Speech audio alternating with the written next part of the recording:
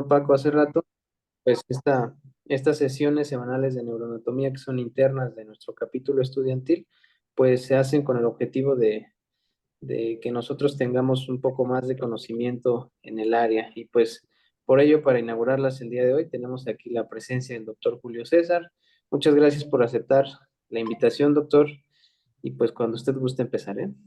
Muchas gracias, Yael. Pues muchas gracias a todos sus compañeros y los felicito por organizar este tipo de actividades. Eh, Voy a, puedo compartir, ¿verdad? Sí, doc, sí. Igual si tiene algún problema, pues ahí me avisa. Ahí está. Sí. A lo mejor no sé si se pueda borrar los subtítulos que aparecen. No sé si se puede. A ver, Paco, por ahí, ¿tú puedes ver lo de los subtítulos? Sí, si quieres, dame el host y lo Ajá, desactivo. ahí está. Muchas gracias, por la invitación. Buenas tardes, doctora Valeria Forlisi, que está con nosotros también aquí en la sesión. Buenas tardes.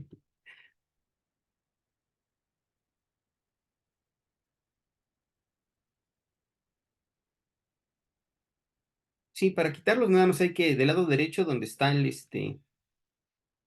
que darle clic y aparece ya hay una parte donde dice desactivar subtítulos. No me aparece la opción. Ah, ya me apareció. Mostrar y desactivar. Listo, doctor, ya está desactivado. Me parece que esto es más bien del panel de cada usuario. Para la reunión general ya está desactivado. Eh, Así que creo que podemos comenzar. Perfecto. Listo, muchas gracias. Bueno, la idea es hacer una revisión breve con respecto a un poco de la historia de las neurociencias, una parte como introducción histórica. Em, la sesión durará una hora, entonces pues es algo, siempre es algo, em, entonces un reto, ¿no? Poder condensar los aspectos más importantes con respecto a la historia de las neurociencias. Para este tema, tomo como referencia el libro del doctor Horacio Magún, que se llama El cerebro despierto. El doctor Magún es un investigador de Estados Unidos que hizo muchas contribuciones con respecto a la formación reticular activadora ascendente y sus lesiones, ¿no? Y cómo participa en el ciclo vigilia-sueño. Ese libro, bueno, Magún publicó este libro que se llama El cerebro despierto, y el primer capítulo del libro se llama Introducción histórica, donde hace una revisión con respecto a algunos temas con respecto a la historia de las neurociencias. Ahí se los comento como anécdota. Cuando yo era estudiante de medicina, de estos primeros años que uno se acerca a la neuroanatomía, teniendo como maestro al doctor Luis Delgado, él en las primeras sesiones del curso de neuroanatomía nos daba unos minutos con respecto a este libro, ¿no? Y nos lo recomendó. Algún día me lo encontré en las librerías de viejo. En español está publicado en México por la prensa médica mexicana, que ya no existe. Estamos hablando de una editorial como de los años 80. Y ahí lo revisé y lo he revisado. Ese libro del cerebro despierto se los recomiendo ampliamente. Actualmente la pueden seguir encontrando en las librerías de viejo. Es muy, muy frecuente encontrarlo y es bastante económico. Entonces, en base a ese libro, es que tomamos este tema. Muy bien. Entonces, bueno, pues hablaremos un poco con respecto a la historia de las neurociencias. Sabemos que con respecto al término neurona, fue acuñado el término por Waldeyer. Seguramente a Waldeyer ustedes lo recuerdan como epónimo de algunas estructuras del sistema nervioso, específicamente en la médula espinal. Recuerden que el núcleo marginal del asta posterior de la médula espinal se le conocía como núcleo marginal de Waldeyer, y el central del asta posterior, pues también como el núcleo de la cabeza de Waldeyer. Entonces, Waldeyer fue, fue un investigador, un anatomista, neuroanatomista del siglo XIX, que acuñó el término neurona, ¿no? De las primeras, o el primero que empezó a utilizar la palabra neurona para referirse a las células nerviosas. Ese es un aspecto importante. Brevemente, para aquellos que no tengan referencias de mí, pues bueno, soy Julio César Pérez Cruz, soy profesor de Anatomía Humana en la Escuela Superior de Medicina, ahí en el Instituto Politécnico Nacional, que se encuentra a unos 15 minutos del centro histórico. Es una escuela con una gran tradición en la morfología y en la morfología en general, anatomía, histología, neuroanatomía y embriología. Y entonces, tan así que hay una cuestión artística importante con respecto a lo que se puede encontrar dentro de la escuela en referencia a la morfología. Este es el anfiteatro, es una de las aulas del anfiteatro de la Escuela Superior de Medicina, donde llevamos a cabo la anatomía, ¿no? Que es a través de la disección.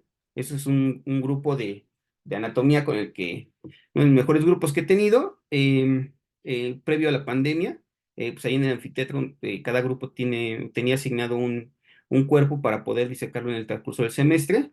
Y específicamente con este grupo lo recuerdo muy bien porque son un grupo muy competitivo y les gustaba mucho disecar. Tan así que el cuerpo que teníamos asignado ese semestre para estudiar anatomía humana, pues quedó ahora sí que como a veces hemos escuchado, en los puretitos huesos, ¿no? Quedó el cuerpo. Realmente sí se abocaban mucho a la disección.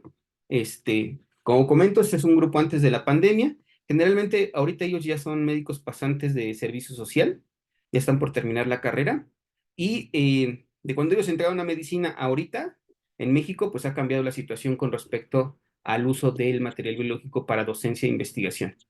Ya lo iremos tratando en el transcurso de, de la sesión. Y bueno, este es en la escuela, en la Facultad de Medicina, soy profesor de neuroanatomía en la licenciatura en neurociencias de la Facultad de Medicina, es en el techo de la biblioteca, ahí en Ciudad Universitaria, ahí con el maestro Luis Delgado, ¿no? Que seguramente ustedes lo conocen o lo ubican por redes sociales, por el canal de Cunietos. Este es en el año 2010. También todos ellos es un curso de formación docente de instructores o ayudantes de cátedra, como se conoce en algunas otras universidades. Era un grupo en el cual se formaron al final del ciclo escolar aquel que le interesara la anatomía, se les invitaba a este curso de formación de ayudantes. Fue una generación de 100 ayudantes en esa época. Ya todos ellos actualmente terminaron su especialidad, ¿no?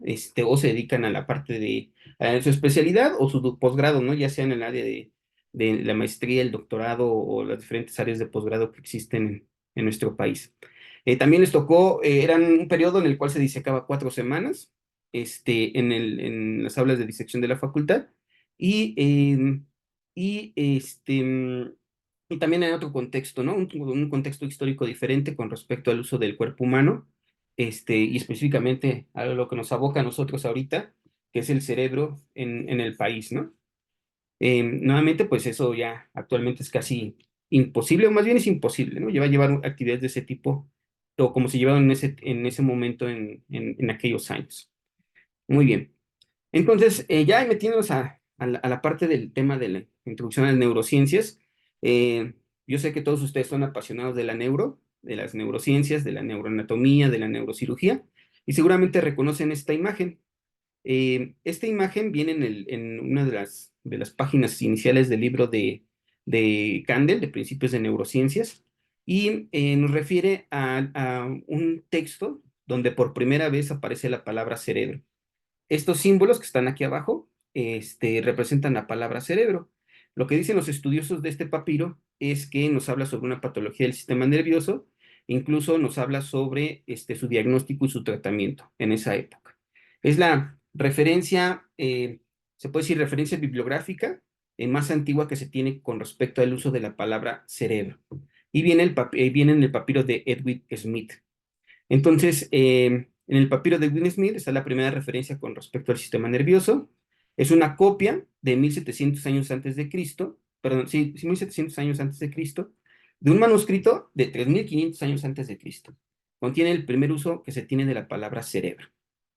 ¿De acuerdo? Entonces, es un documento muy importante en la cuestión de las neurociencias. Y como les refiero, viene en una de las primeras páginas del libro de David Smith. Con respecto a Hipócrates, se describe que más que de la anatomía del cerebro, Hipócrates hacía más una correlación con respecto a la función. Y ese texto también es importante. eh, Dice, los hombres deben saber que es del encéfalo y solo del encéfalo, de donde surgen nuestros placeres, alegrías, risas y bromas, así como nuestras penas, dolores y tristezas y lágrimas. Este es un aspecto importante porque en la historia de las neurociencias siempre ha estado el debate con respecto a dónde se localizan las funciones asociadas a la conducta humana, ¿no? O sea, dónde se encuentran las funciones asociadas supongamos, al amor, dónde se encuentra el órgano que se relaciona con la valentía, con el coraje, con la tristeza. Y pues históricamente, pues hay diferentes órganos que se han peleado el, este, el lugar, ¿no? A dónde le corresponde al enojo o el amor, ¿no? Pues históricamente pensamos que el amor estaba aquí en el tórax, ¿no? En el corazón. Y ahí hay muchas descripciones históricas con respecto a ello.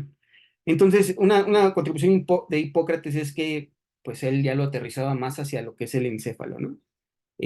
No tanto en las vísceras del abdomen, ya sea como el hígado o el estómago, a nivel del diafragma. Entonces, esta es una contribución importante de Hipócrates en el siglo V antes de Cristo. Dentro de la historia de la anatomía, que va de la mano con respecto a la historia de la anatomía del cerebro, eh, pues podemos hablar de Aristóteles. Lo ubicamos en un contexto de 384 años a 322 años antes de Cristo. Aristóteles más se marca al principio de la anatomía en su obra Historia de los Animales, que es considerado por algunos historiadores como el documento más antiguo y de más mérito de anatomía que pueda consultarse, ¿no? Ahí de la escuela de Atenas. Entonces, Aristóteles, que nosotros en la primaria nos los enseñan en diferentes áreas del conocimiento, en la parte de la biología, de las matemáticas. Estamos hablando de una época en que los estudiosos se consideraban hombres universales, ¿verdad?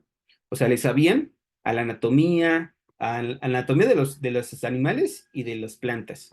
Sabían algo de derecho, sabían algo de medicina, sabían algo de arte, etcétera. Entonces, de la guerra también, supongamos. Entonces, Aristóteles, pues es un personaje importante en la historia de la humanidad y, como menciona aquí este autor, se refiere como uno de los primeros en la parte de la anatomía. Y un punto importante es que Aristóteles fue maestro de Alejandro Magno, ¿no? Fue uno de sus maestros, y que Alejandro Magno, pues también es un personaje importante en la historia de la humanidad, un conquistador, ¿no? En Europa, eh, y dentro de sus aspectos más importantes de Alejandro Magno es que creó la Biblioteca de Alejandría, ¿no? Se puede decir que, aparte de ser un gran conquistador y llevar la cultura o imponer su cultura a nivel de los márgenes de Europa, pues una de sus contribuciones importantes pues es la historia con respecto a la Biblioteca de Alejandría, donde se llegó a, a recopilar una gran cantidad de manuscritos. Ahí lo importante con respecto a esto de los libros y la, y la Biblioteca de Alejandría, Alejandro Magno, y con respecto al cerebro, es que hay que recordar que el libro, al fin y al cabo, yo creo que no hay mejor manera de decirlo, como mencionó Borges, retomando a Borges, donde dice que el libro es una extensión de una parte de nuestro cuerpo, y de una función de nuestro cuerpo, del ser humano, que es la memoria, ¿no? Está muy bonito ese escrito que hace Borges, donde dice que la espada es una extensión de la mano, supongamos no recuerdo ahorita qué otras analogías hace Borges, pero de que la espada es la extensión de la mano, y dice, pero el libro es otra cosa. El libro es la extensión de la memoria. Entonces, el punto importante es que la memoria radica en nuestro cerebro. Entonces, cuando nosotros vemos un libro, estamos viendo la memoria de otra persona. Al fin y al cabo, estamos viendo parte de la función del cerebro de otra persona que ya no está en nuestro momento, o que puede ser que sí, que sea aún viva, pero que podemos conversar con él, de ciertamente podemos tener una conversación con él en años anteriores, ¿no? Como leyendo el libro de Horacio Magún, o leyendo los libros clásicos del siglo XIX, como de Poiret, o leyendo al libro de Vic Biasir de neuroanatomía.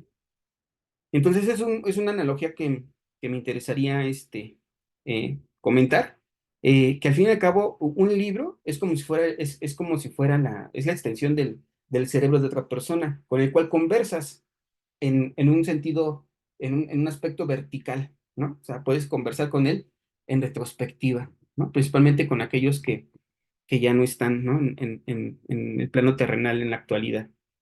Entonces, por eso es importante esta parte de Alejandro Magno, ¿no?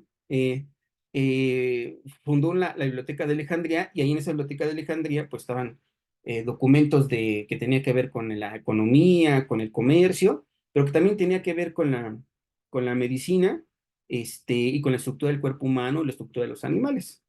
Entonces de ahí podemos igual recabar información con respecto a la historia de las neurociencias, o la historia del cerebro, o de la anatomía del cerebro, o de sus patologías. Por eso creo que es un personaje importante a considerar. Todos saben la historia con respecto a la Biblioteca de Alejandría. Lo redacta muy bien Irene Vallejo en su libro del laberinto en un junco, donde no se tiene certeza exacta de qué es lo que pasó, pero el chiste es que esa biblioteca se perdió, ¿no? Unos comentan que fue quemada en una invasión a Alejandría, otros comentan que fue un accidente realmente, ¿no? Siempre el fuego y el agua ha sido un enemigo de los libros, ¿no? Lo sabemos también en la cuestión de la historia de los libros. Entonces ahí está Alejandro Magno, estamos hablando de 300 años antes de Cristo. Otro autor importante pues sería Herófilo de Calcedonia. Seguramente ustedes lo recuerdan por el epónimo de la prensa o presa de Herófilo. Ambos conceptos son buenos, ¿no? Son correctos. Decir que la prensa de Herófilo o presa de Herófilo relacionándose con la confluencia de los senos, del seno sagital superior y el seno lateral o seno transverso, como si fuera una presa, como una presa de agua donde está llegando el agua, se concentra y se distribuye hacia otras regiones. Entonces, esa región anatómica, ahí en relación con el tentorio, recibe el nombre del epónimo de prensa de Herófilo, ¿no? Pero también hay algunos autores, en algunos libros viene como la presa, perdón, como presa, refiriéndose a una cuestión hidráulica, y otros autores lo refieren como prensa, ¿no? Como prensa, como de imprenta. Y entonces también es un concepto válido en el sentido de que en relación con la confluencia de los senos está la protuberancia occipital interna o tórculo, la tórcula. Entonces esa protuberancia occipital interna o tórcula nos hace referencia con respecto a esta forma de impresión también del siglo XVII, siglo XVIII. Una tórcula, se puede decir que es un tornillo que en la parte inferior tiene una lámina, y en esa lámina está impreso lo que quiero marcar en una hoja, ¿no? Entonces, en ese caso, viéndonos a la anatomía de esta región, la protuberancia occipital interna es una eminencia ósea que se marca sobre la dura madre que está en relación con la confluencia de los senos. Entonces, esas analogías son importantes y nos hablan un poco de la historia de la anatomía o de las estructuras asociadas al cerebro. Entonces, bueno, ahí está la prensa de Herófilo. Actualmente sabemos que los epónimos, que sabemos que un epónimo es el nombre propio referida a una estructura anatómica, en la nómina anatómica internacional, para la enseñanza en medicina, no está recomendado, ¿no? Incluso bueno, sí no está recomendado, no está prohibido, pero no está recomendado, ¿no? Y es tanto el conocimiento que se tiene que analizar en el primer semestre de anatomía humana, que realmente sí sería un despropósito que el estudiante de primer año, de primer ingreso, se tenga que saber los epónimos, ¿no? Pero nos habla un poco de la historia de la anatomía y de la historia de las neurociencias en general y de la historia de la medicina. Pero aquí viene un punto importante que a lo mejor me gustaría marcar en este momento. En los cambios de los programas de estudio de medicina, de lo que me tocó a mí en el 2001, cuando entré a estudiar medicina, en la actualidad, pues han cambiado los planes de estudios. Al menos cambió ya una vez en el 2010 y va a estar por cambiar en la Facultad de Medicina en estos próximos años. Y uno de los cambios que ha habido en los programas de la licenciatura en medicina, en nuestro caso en la Facultad de Medicina en la UNAM, es que se ha quitado los temas de historia, ¿no? Supongamos en anatomía estaba el tema de historia de la anatomía, se retiró desde hace mucho tiempo, y se conservaba el tema de historia de la cirugía en la materia de introducción a la cirugía en segundo año de la carrera de medicina, y también se ha retirado, ¿no? Realmente todos se conserva la materia en el cuarto año de la carrera de medicina, que es historia y filosofía de la medicina. Esa se conserva en el cuarto año ya, antes dice el internado, pero la tendencia realmente es a retirar estos temas. Pero estos temas yo creo que son importantes porque te ayudan a entender el por qué. Al fin y al cabo, la anatomía y la neuroanatomía y las neurociencias, las ciencias básicas, son importantes porque te ayudan a entender el porqué de las cosas, el porqué de la fisiología, el porqué de los signos y síntomas de los pacientes y te ayuda a entender cómo se integra un diagnóstico sindromático y después un diagnóstico etiológico. Pues la historia te ayuda a entender el porqué, ¿no? El por qué le llamamos, o por qué algunos llaman la prensa de Herófilo o la prensa de Herófilo.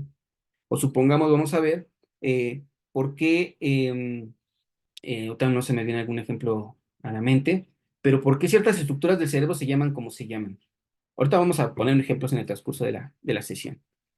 Entonces, eso es importante, ¿no? Yo creo que por eso se tiene que conservar estos temas y qué bueno que hacen estas sesiones asociadas a la historia de ciertos conceptos.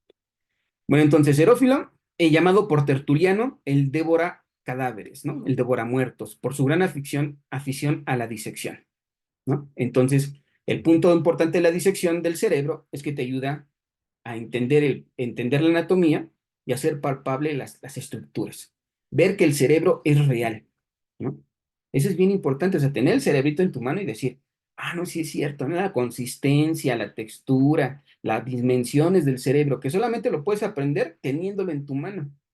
Así estamos hablando del cerebro, pero puede ser del hígado, puede ser del páncreas, puede ser del útero, del ovario, ¿no? No es lo mismo, ustedes saben que no es lo mismo que uno lo vea en magníficos esquemas, por más que hagan el esfuerzo los dibujantes, excelentes ilustradores, que te muestren al ovario, ¿no? Y que lo veas ahí en el dibujito y se vea muy bonito, a que lo tengas en la mano, igual que el útero y sus ligamentos. Entonces, pues la disección del cuerpo humano ha sido importante para el aprendizaje, y entonces uno de los máximos exponentes en esa área en la historia, pues ha sido Herófilo. Él describió en relación al cerebro, se le refiere que describió los ventrículos laterales, el thalamus scriptorius, que es un surquito que está ahí en relación con el piso del cuarto ventrículo, la tela coroidea y los senos venosos del cráneo. Entonces, por se recuerda de forma muy general a Herófilo, pues por la prensa de Herófilo o presa de Herófilo que hemos ya mencionado. Pues ahí, un punto importante para estudiar el cerebro ha sido la disección del cuerpo humano, y a lo mejor en la historia de la humanidad no se daba tanta importancia a la disección del cerebro porque no se pensaba que ahí estaban las emociones, se pensaba que estaba en el corazón. En caso de México, sabemos que en la cultura azteca, pues hacían los sacrificios en un contexto con su forma de pensamiento cultural de su época. Entonces, hacían a la apertura del tórax y sacaban el corazón en un sacrificio, ¿no? Entonces, hay imágenes de códices o pinturas de la cultura azteca donde se ve cómo están haciendo la extracción del corazón y cómo lo están mostrando. Entonces, allí también hay historia de la anatomía. O sea, para poder hacer una extracción de un corazón, tenían que conocer la persona que hacía el sacrificio tenía que conocer el tórax, las estructuras, dónde estaba el corazón, que tenía que cortar para poder sacarlo, ¿no? Eh, entonces, es un aspecto importante. En este caso, con respecto a los sacrificios.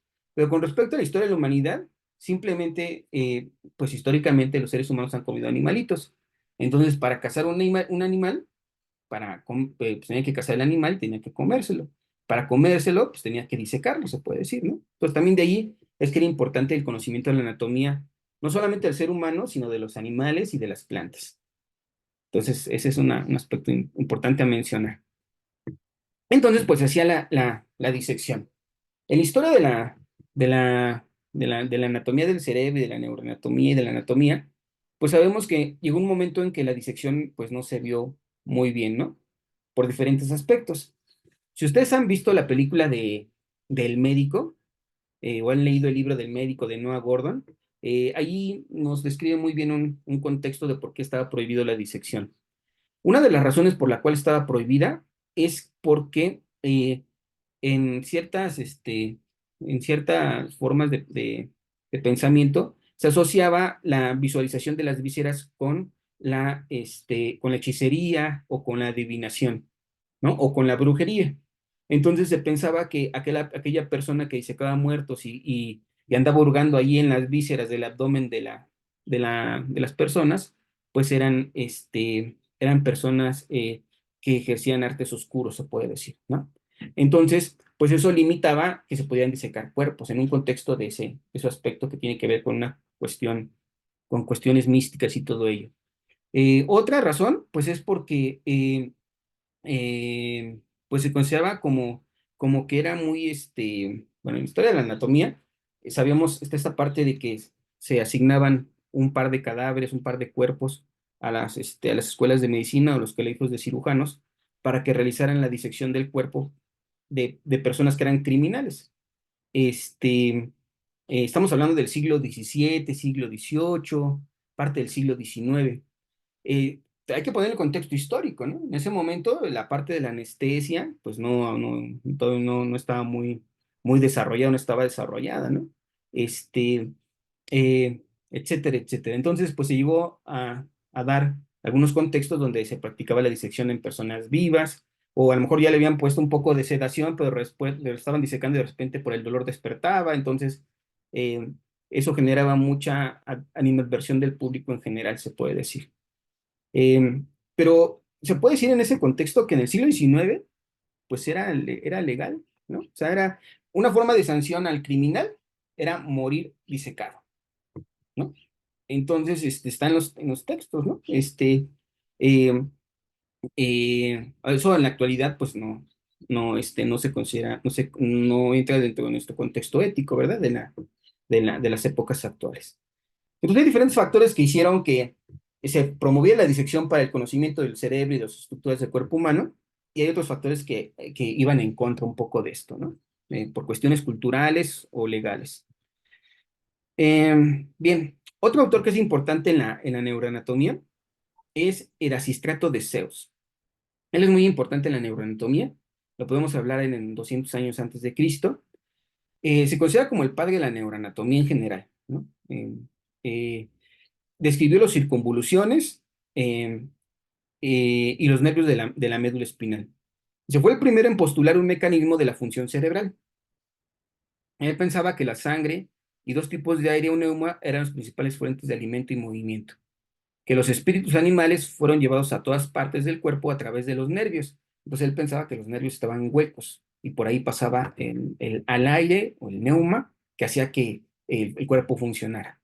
Similar a una teoría que posteriormente en el siglo XVII postuló Descartes y Borelli, ¿no? Entonces, aquí el punto importante del Erasistrato de Zeus es que no solamente habló de la anatomía del cerebro, sino ya lo correlacionó con una función. Aunque la correlación no era la correcta en su contexto histórico, pues ya empezó a hacer un esfuerzo para decir, bueno, los nervios deben estar huecos y por esos huequitos deben de pasar el neuma. Y eso debe echar a andar el sistema nervioso, ¿no? Es el primer esfuerzo que él intentó hacer para correlacionar con la función.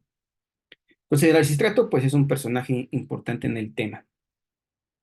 Este es con respecto a las cavidades ventriculares. Entonces, pues también no solamente los nervios, sino las cavidades del cerebro también se pensaba que funcionaban en un modelo hidráulico. Entonces, en el libro de Magún menciona que en su análisis, Magún presenta que históricamente el ser humano ha, ha hecho una similitud entre lo que es el, el cerebro, que es lo que se puede decir que el objeto que nos interesa en este momento, con, con el sistema más sofisticado que haya inventado el hombre en su momento. Entonces, en cierto momento, la historia de la humanidad, a lo mejor lo más moderno eran los sistemas de drenaje de agua, por los acueductos, ¿no? Pues la ingeniería para poder llevar agua desde las zonas de los ríos a las ciudades, a través de acueductos, ¿no? Entonces, cuando disecaban el cerebro, decían, pues entonces el cerebro debe funcionar igual, mira, porque como acueductos, o sea, tiene unos ventrículos, unas cavidades donde hay agua, esa agua está en los ventrículos laterales, pasa por este agujerito, que es el agujero interventricular lateral, los agujeros interventriculares, perdón, llegan al tercer ventrículo, del tercer ventrículo pasa por el acueducto cerebral de Silvio, llega al cuarto ventrículo y de ahí fluye el agua hacia lo que es el espacio subaracnoideo por los agujeros ventriculares laterales y el medial, ¿no? Entonces, ese concepto que menciona Magún, pues es interesante. El ser humano siempre ha hecho una analogía del cerebro con la estructura más desarrollada de su momento o de su contexto histórico. En algún momento fueron los sistemas hidráulicos y actualmente sabemos que asocian al cerebro como si fuera una computadora, que es se puede decir que el desarrollo más sofisticado en nuestro momento actual, ¿no? Pero pues sabemos que no, por más que tengamos un sistema tecnológico muy sofisticado en la actualidad, supongamos un celular o la inteligencia artificial y todo eso que está mencionando en la actualidad, no se compara con el desarrollo del sistema nervioso y con la función del sistema nervioso. Por más que se hagan prótesis de extremidades, que supongamos de un antebrazo y una mano, no llega al perfeccionamiento de la mano del ser humano, y mucho menos de su movimiento, y mucho menos de su percepción, ¿no? Entonces, pero es un punto muy, muy importante esta analogía que se menciona. Bueno, ¿dónde se lleva a cabo el estudio del sistema nervioso? En la historia, pues en los anfiteatros anatómicos, ¿verdad? Y en esos anfiteatros anatómicos, pues llegaba el cadáver de diferentes fuentes, ¿no? Que estaban determinadas por la ley en su momento, pero no solamente se disecaban cuerpos humanos, sino se hacían anatomía comparativa. Entonces se disecaban animalitos como el perrito, los macacos, caballos, o sea, diferentes animales que se pueden hacer disección y nos podría arrojar información a cómo funciona el cerebro o el cuerpo humano en general. Entonces, ese es un aspecto interesante. Eh, los anfiteatros anatómicos eran teatros anatómicos, ¿no? Entonces, donde se podía llevar a cabo un evento que es una disección. Ahí llegaban estudiantes de medicina, llegaban estudiantes de cirugía, ¿no? O sea, los cirujanos, los que están aprendiendo a hacer cirugía, y las personas adineradas que querían pagar por ver el espectáculo podían hacerlo, ¿no? Entonces, bueno, es algo que, pues, forma parte de su contexto histórico. Los historiadores siempre nos dicen que no debemos de juzgar en retrospectiva, ¿no? En la actualidad, pues muchos juzgarían por qué pagarían por ver a una persona que la disecaran o que la desollaran, ¿no? Que le quitaran la piel. Hay muchas pinturas con respecto al desollamiento. Este, pero bueno, pues el momento histórico de cada siglo. Entonces, bueno, ahí está este anfiteatro, todavía quedan algunos anfiteatros de esos momentos en Europa. Entonces, este es el de Padua, ¿no? Que es un anfiteatro anatómico histórico. Entonces, ¿cómo podemos hacer el estudio del cuerpo humano? Pues por disección o por cortes, ¿no? Entonces, se puede hacer el corte del cuerpo humano o el corte del cerebro para conocer las estructuras internas y cómo tratar de entender cómo funcionaban. Entonces, poco a poco se fue viendo que las funciones o las emociones no estaban vinculadas supongamos, al tórax o al abdomen, sino que estaban más asociadas al cerebrito, ¿no? Al cerebro, a lo que tenemos dentro de la cabeza o en la cabeza. Entonces, esta imagen de una publicación que hizo el doctor Fernando Martínez, que es un neurocirujano uruguayo, y Luis Domitrovic, también neurocirujano y radiólogo de Uruguay, pues nos muestra esto, ¿no? Cómo el cerebro fue desbancando el corazón como el centro de las emociones, ¿no? Poco a poco ahí en la historia de las neurociencias. Entonces, bueno, ya se pasó de que las emociones no estaban en el abdomen o en el tórax, sino que estaban más acá en la cabeza. Estamos hablando de finales del siglo XIX, principios del XX. Entonces, decían, bueno, ya las emociones no están aquí en el estómago ni en el tórax. Por más que cuando vean a ustedes a la persona que les agrada, sientan que el corazón se les sale, sientan así el tum tac, y sientan aquí en el cuello como los vasos quieren explotar cuando ven a esa persona que les agrada, pues las emociones no están acá, están en el siglo XIX, decían, no están en la cabeza. Y entonces empezó a hacer esta analogía que, de acuerdo a la forma de la cabeza, se podía correlacionar con ciertas funciones como la inteligencia o con la agresividad, o ciertas prominencias que tuviera la cabeza. Esa corriente se desarrolló en el siglo XIX y por uno de sus máximos exponentes fue Franz Joseph Gall y otro autor que se llama Spurgeon. Spurgeon, de hecho, es el de los iniciadores, pero realmente quien hizo un poco más de proyección de la corriente frenológica fue Franz Joseph Gall. Entonces eso permitió que en el siglo XIX se hizo mucha morfometría de la cabeza, ¿no? Entonces es el siglo de la anatomía. Hay un libro que se llama El siglo de los cirujanos. Es un libro muy bonito con respecto a la historia de la cirugía. Está en 2 tomos, El siglo de los cirujanos, que es el siglo XIX, también por el desarrollo de la anestesia, ¿verdad? Que se ve en Introducción en la cirugía, por el área de odontología, que trabajaban en el desarrollo de la anestesia, y eso ayudó a la cirugía, a que los procedimientos quirúrgicos pudieran ser un poco más prolongados y al fin y al cabo ayudó también a que los pacientes tuvieran mejores resultados, los cirujanos tuvieran mejores resultados en la atención de sus pacientes. Entonces el siglo XIX se considera el siglo de los cirujanos. Pero bueno, entonces eso implicó que también el cirujano necesitaba conocimiento anatómico. Entonces el siglo XIX también hubo un gran avance en la cuestión anatómica en toda Europa, ¿no? En Alemania, en Francia, en Inglaterra, etcétera. Y entonces, con respecto a esto de que las emociones estaban asociadas a la cabeza y que la forma de la cabeza se asociaba con las emociones y las funciones que tienen que ver con el cerebro, entonces empezaron a hacer mediciones, la morfometría, la craniometría. Y se empezó a identificar muchas eminencias, ¿no? O accidentes óseos en la cabeza, y entonces empezaron a asociar con alguna función. Eso se llamó la corriente frenológica. En la actualidad, todos esos estudios anatómicos, pues no se utilizan para la cuestión de asociarlo con una emoción, pero sí para hacer eh, proyección de estructuras más profundas para abordajes quirúrgicos, supongamos. Entonces, actualmente ese conocimiento del siglo XIX, principios del siglo XX, pues lo retoman en el área de la neurocirugía, ¿no? Ustedes que les gusta, ustedes que están muy interesados en la parte de neurología y neurocirugía, pues todos sus accidentes óseos o esos detalles anatómicos o referencias anatómicas, como los puntos craniométricos, como el ilion, la glabela, el terion, el asterion, todos esos puntos, todas esas referencias actualmente se utilizan para proyectar estructuras profundas en el cerebro eh, y poder localizarlas. ¿De acuerdo? Entonces, ese es un punto importante. Entonces, hasta que llegó este autor, ¿no? Que es Broca.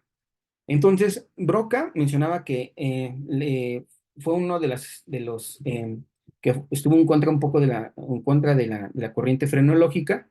Entonces decía, bueno, es que las funciones cerebrales no están en función con respecto a la forma de la cabeza. Se pensaba que el cerebro era como un músculo, ¿no? Entonces decían, el cerebro es como un músculo. Entonces, si tiene más desarrollada cierta función, esa parte del cerebro se hipertrofia y hace prominencia sobre el cráneo, ¿no? Entonces, por eso hacían esa proyección, ¿no? Que la forma del cráneo estaba asociado a ciertas áreas del cerebro que estaban más desarrolladas que estaban asociadas a una función. Entonces, por eso veían la forma de la cabeza y la asociaban a cierto tipo de perfil funcional o de personalidad. Pero porque pensaban que el cerebro era como un músculo. También el cerebro, en la historia de la neurociencia, se pensaba que era como una glándula, ¿no? Entonces, que había una glandulota que era el cerebro y una glandulita que era el cerebellum, ¿no? Que tiene una forma glandular. Bien. Entonces, llegó Broca y dijo, no es como, como un músculo que si está más, desarrolla cierta función se hipertrofia y esa prominencia sobre el cráneo. Y las funciones no están en relación a las prominencias del cráneo, sino a la forma de los giros.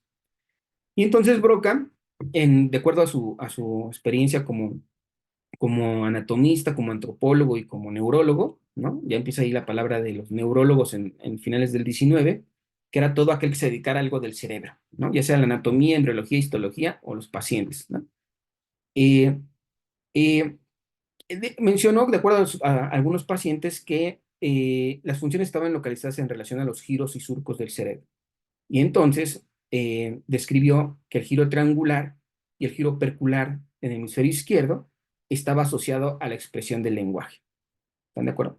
Ese es lo que asoció Broca con respecto a su paciente, unos pacientes más famosos que es Le Borgnier, el paciente Tantan, ¿no? Un paciente que en vida lo revisó, hizo su exploración neurológica, vio que tenía una alteración del lenguaje en el cual no podía repetir más de 5 palabras de diferente significado, tenía una mala, no puede tener un lenguaje de más de 5 palabras con un significado diferente. Cuando le decía que repitiera una palabra, le decía, a ver, diga casa. No podía repetir la palabra casa, ¿no? Decía tan tan. Diga plato, tan tan. Diga mesa, tan tan.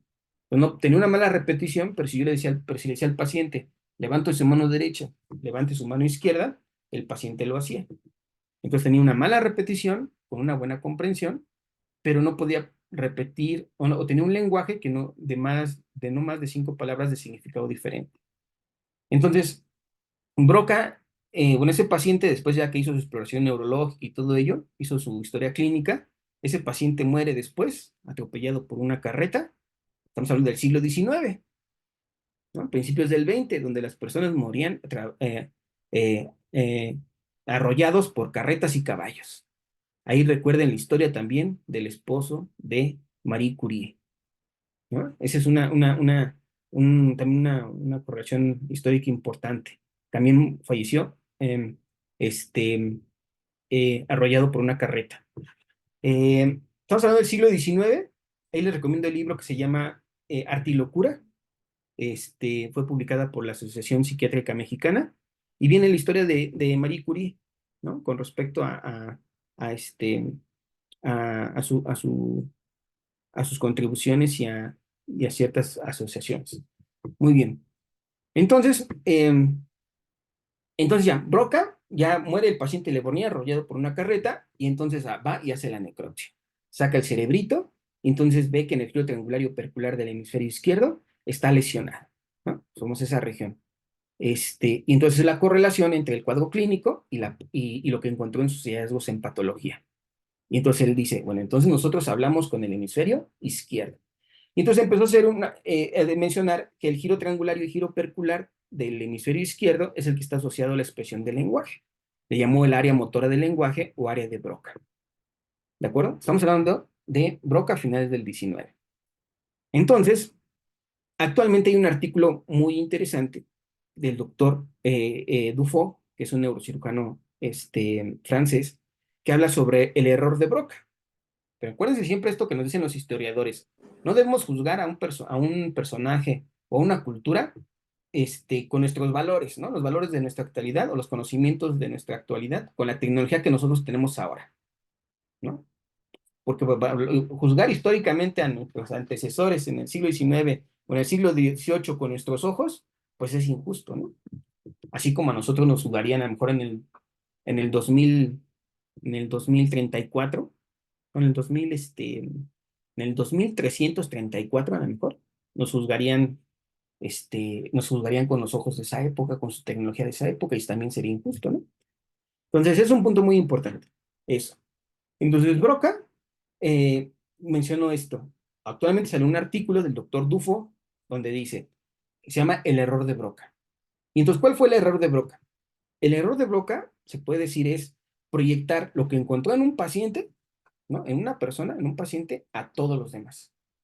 O sea, que el área motora del lenguaje sería el giro triangular, el giro percular del hemisferio izquierdo en el paciente Le Borgne, no podemos extrapolarlo a que esa misma área funcional de la expresión del lenguaje va a ser la misma en mí, o en el doctor Yael, o en todos nosotros que estamos aquí en la sesión.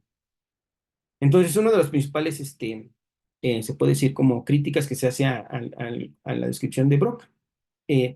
Y tiene que ver con estos otros adelantos que se conocen en la actualidad con respecto a la función del cerebro, que ciertas funciones como el lenguaje no se asocian a una región específica, sino que sabemos que hay diferentes regiones del cerebro que se conectan para una función.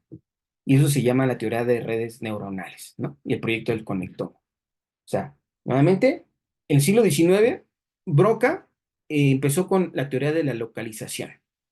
Entonces, a cada parte del cerebro se asociaba una función. El triangular y el opercular, expresión del lenguaje; el giro supramarginal y el angular, acá atrás, la comprensión del lenguaje o área de Wernicke; en la muesca proccipital, el reconocimiento de rostros; la ínsula, la cognición del dolor, ¿no? Fue la teoría localizadora. A cada parte del cerebro se asociaba una función. En la actualidad ese concepto está obsoleto. ¿Por qué? Porque sabemos que ya las funciones se asocian a redes neuronales del mismo hemisferio y que están conectadas con el hemisferio contralateral y que el cerebro funciona como un todo, ¿verdad? Entonces, eso actualmente lo sabremos por el desarrollo tecnológico, ¿no? Por la resonancia, la tractografía y otros estudios de imagen que permiten hablar un poco más de la función. Pero bueno, hizo su contribución Broca, ¿no? En su momento, que es pasar de la forma de la cabeza asociada a las funciones cerebrales o las emociones a la forma del cerebro, ¿no? Y del cerebro, pues ya pasamos hacia la parte más microscópica. Entonces, bueno, personajes importantes en la historia de las neurociencias que nos empezaron a arrojar información de en qué parte del cerebro se asocia con qué funciones, pues tenemos a Broca con el paciente Louis Victor Le Borgne. Entonces, aquí generalmente tiene su lesión del lado izquierdo. Ese cerebro se encuentra actualmente en un museo en Londres, si no mal recuerdo. Está el cerebrito del paciente Le Borgne.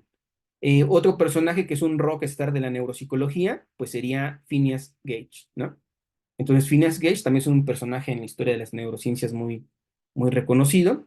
Fue un trabajador que estaba si no mal recuerdo, estaba en las construcciones de las vías férreas y por un accidente de trabajo sale disparada esta barreta y le atraviesa su órbita y su lóbulo frontal. Entonces dicen que Phineas ya no era Phineas. Después de ese accidente cambió completamente su personalidad por lesión de su lóbulo frontal. De Phineas recuerden que ya no se tiene el cerebrito, pero se recuperaron el cráneo. Fíjense, siglo XIX. En algún museo está su cráneo y en algún museo está su cerebrito de Louis Victor Le Borgne, ¿no? Podemos ir haciendo el contexto a la actualidad. Aquí está la foto de Phineas. Hay una página de neurología española que hacía unas sesiones mensuales históricas. Y en una de esas subieron la de Víctor Le Borgne. Ahí cuentan que, como se encontró la foto perdón, de Phineas Gage, fue fue por unos turistas que andaban en alguna parte del mundo y encontraron un marquito de una fotografía, el marquito con la fotografía. Y a la señora que lo encontró, le gustó el marquito de la fotografía, se hizo muy bonito, así como comprando en un tianguis o donde vendan cosas viejitas. Y lo subió a su red social de esa época, estamos hablando como de los 2000, no me acuerdo ni qué de año fue eso, pero ya había redes sociales. Entonces lo subió a su red social y alguien dio con que era Phineas Gage. Es por eso que se tiene esta imagen. O sea, ella no tenía ni idea de quién era la persona que venía en ese marco de fotografía, pero subiendo la red social alguien más dio con que era Phineas. Ese es el contexto histórico de cómo se obtuvo esta fotografía. Y actualmente viene en todos los libros de neurociencias y neuropsicología. Y este personaje es Henry Molaison. Henry Molaison es un paciente que fue operado presentaba epilepsia del lóbulo temporal y pues en el contexto de Henry Molaison fue valorado por, una psicóloga, neuropsicóloga que es muy famosa, que ahorita se me va su nombre. Este, Hizo la evaluación neuropsicológica y entonces pues veían que después de que eh, se sabía ya en esas épocas que los pacientes con epilepsia del lóbulo temporal mejoraban haciéndole lobectomía, ¿no? Tenía una lesión ahí en el temporal, probablemente tenía esclerosis temporal mesial, entonces que si quitaban esa zona epileptógena, el paciente mejoraba con respecto al número de crisis, se disminuía el número de crisis. Entonces, en esa época, pues entonces el cirujano que lo operó dijo, bueno, si probablemente tiene esclerosis temporal mesial de un lóbulo temporal y también del otro lóbulo temporal, ¿no? Entonces, pues, digo, si le quitamos uno, ¿mejora? Pues si le quitamos dos, va a mejorar más, ¿no? Y entonces, pues hicieron la resección de ambos lóbulos temporales. Hizo una lobectomía bitemporal. Entonces mejoró el número de crisis de forma importante. Pero, ¿qué es lo que pasó? Que se deterioró mucho la función de Henry Molaison. Porque el lóbulo temporal tiene que ver con la memoria a corto plazo y tiene que ver con la memoria a largo plazo. El hipocampo tiene que ver con la memoria a corto plazo, pero la corteza del giro del parahipocampo tiene que ver con memoria a largo plazo. Ambas regiones, todo lo que se conoce como la región temporomesial, tiene que ver a corto plazo y a largo plazo. Entonces, Henry Molaison después de la cirugía probablemente disminuyó el número de crisis, pero ya no era funcional, ¿no? Porque no podía aprender, o no podía aprender nuevas cosas en su momento, en esa época. Entonces, pues veían que sí, funcionalmente quedó muy deteriorado. Ahí, uno de los principios de los neurocirujanos es preservar la función, ¿no? O sea, sí que, y en sí de la medicina en general, ¿no? Si un paciente va a la consulta y viene con ciertas funciones íntegras, lo ideal es que si le das un tratamiento y después se le da un tratamiento, el tratamiento pues, haga que mejore el paciente, que no tenga un deterioro, aunque sabemos que a veces no es posible por diferentes factores. Pues es una cuestión ética con respecto a los tratamientos de los pacientes en general. En el caso de la neurocirugía, mis maestros neurocirujanos que llegué a tener como el maestro Delgado, mencionaban esto, que si un paciente llega con él como neurocirujano y llega caminando y llega viendo, llega con su visión íntegra y llega caminando y con su lenguaje íntegro y lo van a operar, él menciona que pues, lo ideal era que si lo operaban, salía del quirófano con su movimiento, con su integridad en movimiento, en visión y en lenguaje. Y decía el maestro, ¿no? Si en algún momento el paciente va a perder el lenguaje o el movimiento, que sea el tumor el que se lo quita y no tú como cirujano, ¿no? Por eso les digo, esto tiene que ver con contextos de los principios de la neurocirugía y de los neurocirujanos. Pero esos principios se pueden extrapolar también a la medicina en general, ¿no? Entonces, en el caso de Henry Molaison, pues el asunto es que hicieron la lobectomía temporal bilateral y el paciente mejoró el número de crisis, pero no fue funcional. Ahora, neurocirujanos de epilepsia, que son expertos en este tema, pues son expertos en el tema, ¿no? Todo el grupo interdisciplinario que hace cirugía en epilepsia, como el doctor Mario Alonso Vanegas, pues comenta que le han dado el seguimiento al caso de Henry Molaison, junto con Brenda Milner, que es la neuropsicóloga que hizo la valoración de Henry Molaison, es que mejoró con el tiempo Henry Molaison. Tiene que ver con otra función, otro aspecto del cerebro, que es la plasticidad cerebral, ¿no? O sea, ya quitaron el lóbulo temporal, era un paciente joven, entonces esas funciones que es el lóbulo temporal las retomaron otras partes del cerebro, ¿no? Entonces, la memoria a largo plazo está en tres regiones. Está en la región temporomesial que hemos mencionado, está en la región orbitaria lateral, ahí en esta región orbitaria lateral, y la más conocida que es la región temporoparietal, ¿no? Que es la que está asociada a la memoria a largo plazo. Entonces se reorganizó el cerebro, ¿no? Eso ya también plantea otro de los debates actuales en la neurocirugía funcional, que en los pacientes con epilepsia, ¿cuándo es el tiempo adecuado para hacerle tratamiento quirúrgico, ¿no? Si cuando es un joven que todavía tiene más posibilidad de reorganización y de plasticidad cerebral, a esperar a que pasen años, años, años, va creciendo el paciente y va pasando por todos los tratamientos farmacológicos y llega un momento en el que ya no, que la forma ya es candidato para cirugía, porque ya pasó por la parte de lo farmacológico y ya se vio que no tuvo resultados, pero ya perdió esa parte de tiempo con respecto a la plasticidad cerebral. Todo un debate, ¿no? Y todo tiene sus indicaciones. Y para eso hay grupos interdisciplinarios, ¿no? Que de expertos en ello. Neurocirujano en epilepsia, neurólogo en epilepsia, neuropsicólogo experto en epilepsia, ¿no? Neurofisiólogo experto en epilepsia. O sea, cómo ha avanzado tanto la neuro que, que para cosas específicas ya hay personas altamente especializadas en el tratamiento de eso, ¿no? Como la epilepsia, ¿no? Entonces, ahí algunos datos nada más con respecto a Henry Molaison. Muy bien, entonces ahí son tres personajes que nos fueron hablando con respecto a ello. En el libro el doctor del cerebro despierto de Magún, nos presenta esta tablita con respecto a las diferentes escuelas. Fíjense, está la escuela inglesa, donde los principales exponentes fueron Ulrich Jackson, soviética, pues el exponente importante de la neurociencia soviética fue Pavlov. En la neuroanatomía comparativa es Edinger, Capers y Henrik. Y de la psiquiatría o el psicoanálisis, pues es Sigmund Freud. Diferentes formas de abordar el estudio del sistema nervioso. En el caso de Capers, ella, bueno, esta es la escuela holandesa. Tiene un libro muy bonito que se llama Anatomía comparativa del cerebro y otros mamíferos. Muy bonito es su libro de 3 tomos.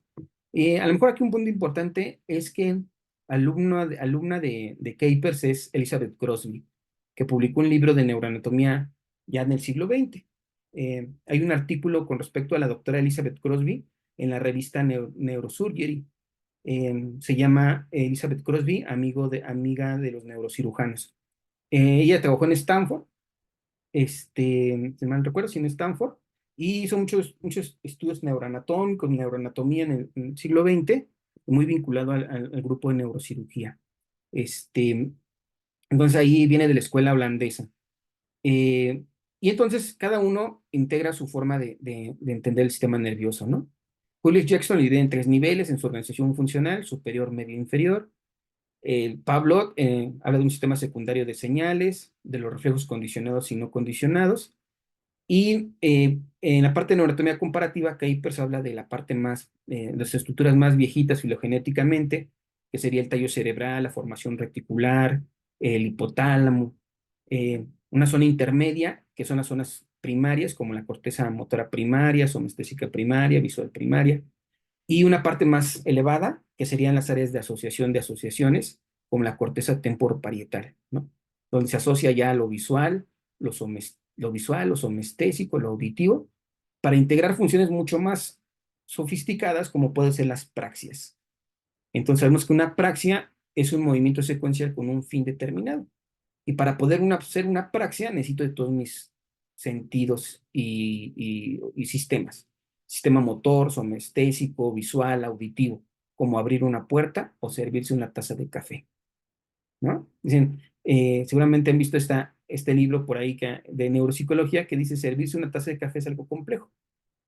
Y entonces implica la integración de todos nuestros sistemas que hemos mencionado. Y la teoría psicoanalítica, ¿no? Fíjense, la parte más profunda o más antigua de la neuroanatomía comparativa es lo que llamó Edith Freud. Y tiene que ver con actos innatos o para la sobrevivencia, como comer, combatir, correr y el coito. Y la parte más elevada, pues tiene que ver con la abstracción. Como abstracción nos referimos, como ejemplo ponemos qué similitud tiene una rueda de bicicleta, o una llanta de bicicleta con el planeta Tierra, con el carrusel, o así, con esos 3 ejemplos.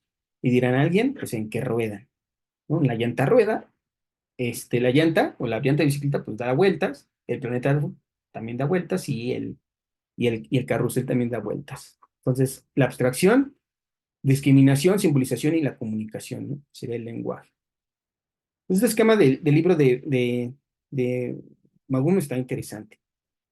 Entonces ya llevamos ahí de lo macroscópico y nos podemos ir hacia lo microscópico, con este personaje importante de las neurociencias del siglo XIX, principios del siglo XX, que es Cajal. Y de todo, y América, ¿no? En general. De América en general, de las neurociencias y la historia de las neurociencias en América. Eh, pues es que es Santiago Ramón y Cajal. Sabemos que Santiago Ramón y Cajal es padre de, bueno, es hijo de un anatomista, ¿no? Si no mal recuerdo, de Valencia, pero no me acuerdo bien el dato. Pero su papá era anatomista, era médico. Bueno, primero era cirujano barbero y después ya hizo medicina su papá de Cajal.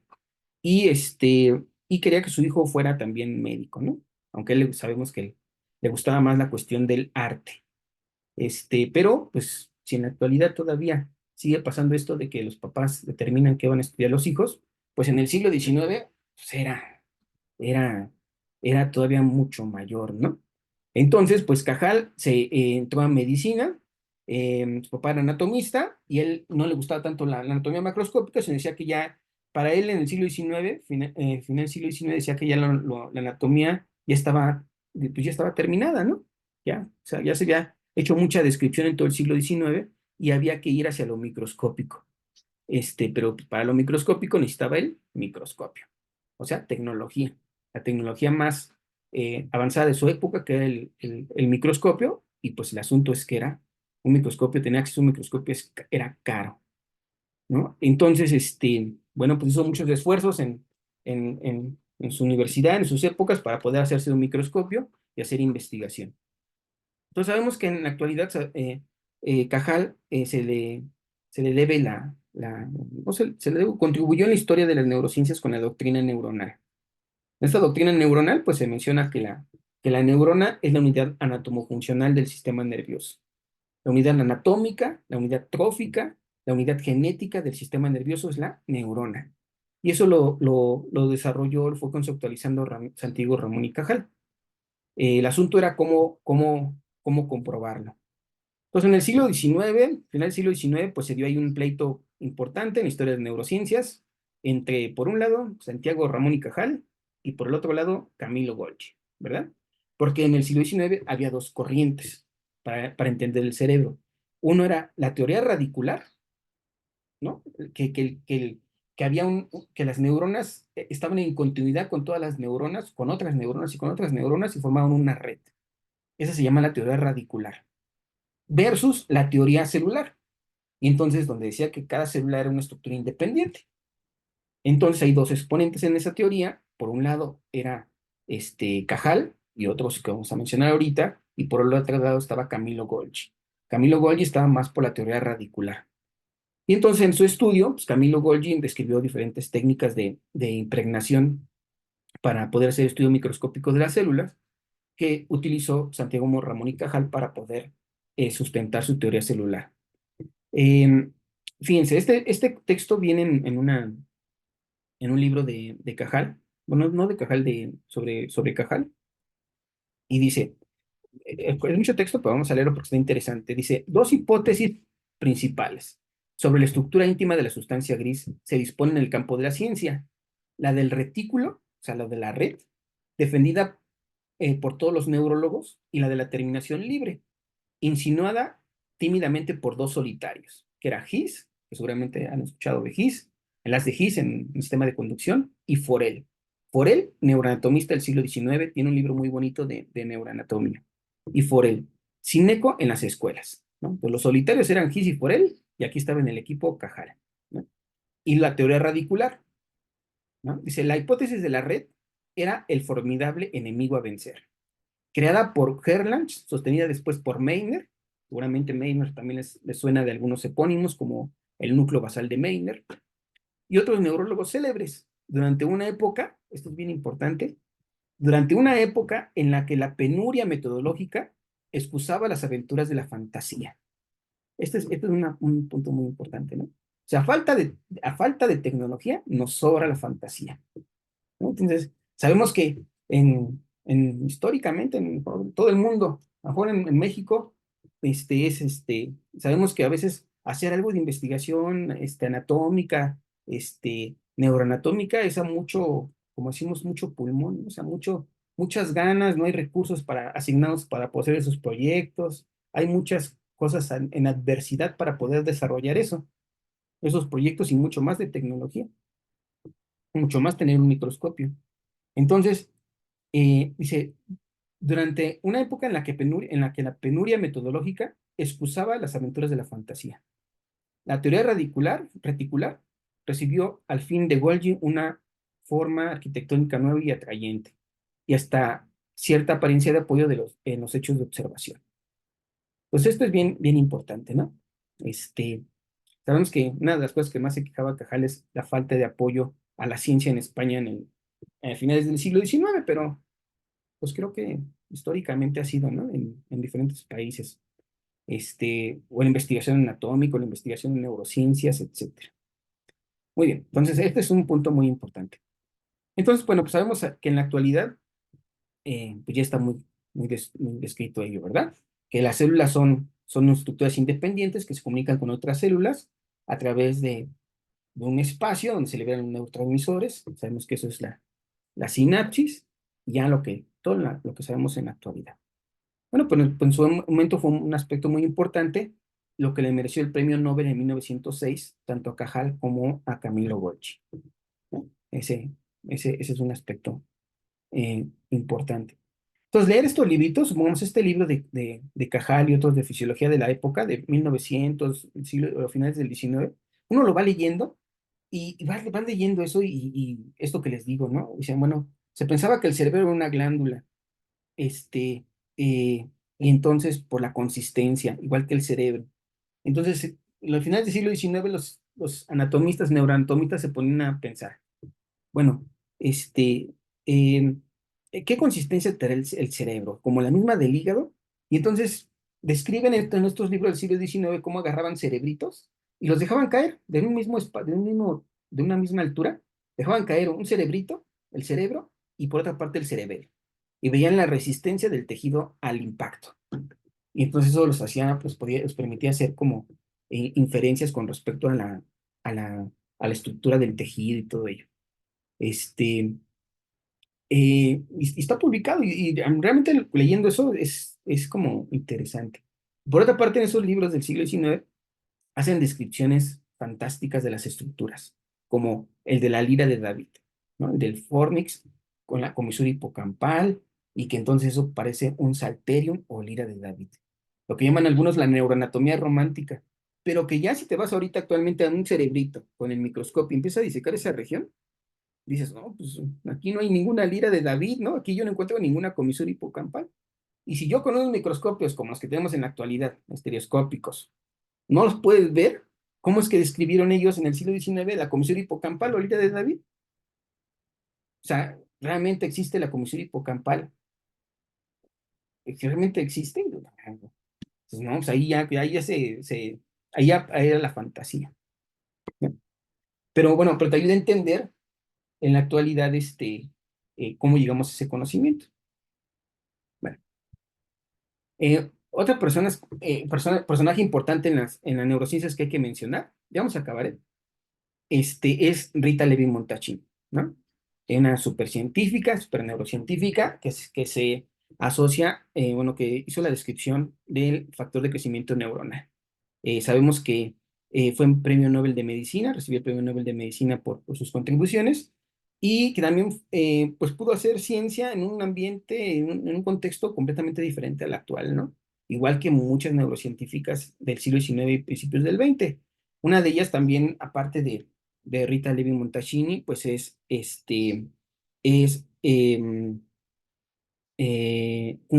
Augusta Cumple, finales del XIX, principios del XX. Este, eh, bueno, ahí sabemos que era el número de mujeres que estudiaban en medicina en finales del XIX, principios del XX era muy reducido, ¿no? Una o ninguna, al menos en México, ¿no? Este, eh, Era completamente dominada por los hombres, pues esas áreas de conocimiento. era muy difícil que una mujer pueda entrar a medicina y por otra cosa hacer investigación, ¿no? En el caso de Augusta Cumple, pues fue muy de la mano con respecto a su esposo para poder hacer estos desarrollos científicos, igual que Marie Curie y otros personajes, ¿no? Que han contribuido a la ciencia. Entonces ella es un personaje muy importante, igual que Brenda Milner, que mencionamos hace un rato con la exploración neuropsicológica de Henry Molaison. Ahí les recomiendo las sesiones de la doctora, aquí en México, una investigadora emérita de la Facultad del Instituto de Fisiología Celular de la UNAM, que es la doctora Herminia Pasantes. Herminia Pasantes, neurocientífica, habla sobre su trayectoria como investigadora y las dificultades que tuvo para poder llegar a ser neurocientífica. Bien, llegamos a la estimulación cortical con Wilder Penfield, ¿no? Entonces aquí están haciendo un paciente con cirugía de paciente despierto, se hacía desde los 50. Entonces, para hacer el mapeo de las funciones cerebrales, mire. Entonces ya en el paciente in vivo, en un procedimiento quirúrgico, se va buscando las funciones del cerebro. Este es de un libro de Jasper sobre el lenguaje. Pues para mapear las zonas del lenguaje y poder resecar lesiones sin lesionarlas. ¿De acuerdo? Entonces, ¿qué ha cambiado? Pues el desarrollo tecnológico para poder estudiar el cerebro. En este caso, pues es un paciente que tiene una lesión a nivel del giro supramarginal. Miren, acá está en esta vista, en este corte sagital. Se ve aquí en el giro parte del supramarginal y parte del giro, el oblío parietal inferior. Diestro guitarrista con crisis tónico-clónico generalizadas. Entonces, pues como es un paciente que es guitarrista, que es diestro y que de eso vive, pues hay que mantener su movimiento, preservar la función. Entonces, en la actualidad, ¿cómo se hace para preservar la función? Pues se mapean las vías que tienen que ver con el movimiento y los tractos que tienen que ver con ello, con diferentes estudios de imagen o funcionales, como la tractografía, ¿verdad? O la estimulación cortical o subcortical transoperatoria y la valoración neuropsicológica. Bueno, entonces así ya va. ¿Qué ha cambiado en la actualidad? Pues la tecnología para poder estudiar el cerebro. Eso ha sido un punto muy importante. Con respecto a la parte del estudio anatómico, pues ha habido cambios, ¿no? ¿Por qué? Porque pues es muy difícil tener acceso a un cerebro para estudiar o a un cuerpo humano, ¿no? La razón, pues, ¿por qué? Pues porque hemos cambiado como sociedad. Y entonces, si estamos diciendo que en la época del siglo XVII, XVIII, si un criminal era juzgado por la ley y dentro de las sanciones de la ley estaba, dentro de sus sanciones es morir disecado o que su cuerpo fuera mandado a los colegios de cirujanos, como una sanción por haber hecho el crimen que habrá hecho,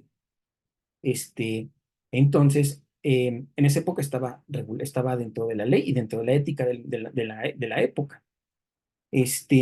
Entonces, pues en la actualidad, ¿no? Seguro han visto un meme. Ahorita les voy a mostrar esta imagen. Seguramente han visto un meme donde ponen una imagen de esta pintura, que es una pintura clásica con respecto a la historia de la anatomía, que es la lección de anatomía del doctor Tull. Entonces, hay un meme donde uno de estos personajes dice, oigan, ¿alguien tiene consentimiento informado? ¿No? Y se queda así, es como para un procedimiento en quirúrgico en la actualidad, ¿no? Un paciente, un procedimiento que hay que hacer en un hospital. Lo primero que tienes que hacer como estudiante de medicina o médico interno de pregrado, una de tus funciones que te dan es ir a pedir que te firme el consentimiento del paciente, ¿no? O su familiar. No puedes meter a un paciente a quirófano sin su consentimiento informado con las consecuencias. Y te dicen, mire, tienes que ponerle ahí consecuencias. ¿Qué puede pasar si en este procedimiento quirúrgico se puede infectar, puede sangrar, etcétera, etcétera? Y un punto muy importante, se puede morir. ¿Acepta que hagamos el procedimiento? Entonces el paciente tiene que firmar, ¿verdad? Acepto. Porque todo procedimiento tiene un riesgo, ¿no? Aunque sea mínimo, existe ese riesgo. Entonces, consentimiento informado. Entonces, con respecto a esto, en la disección anatómica o en la disección de un cerebro, pues un punto importante en la actualidad es la carta de consentimiento. Y entonces, en esta imagen, que vemos a la pintura del doctor Tull, donde está hecha por Rembrandt. Está una persona que ya falleció y están haciendo la disección, es la clase de anatomía.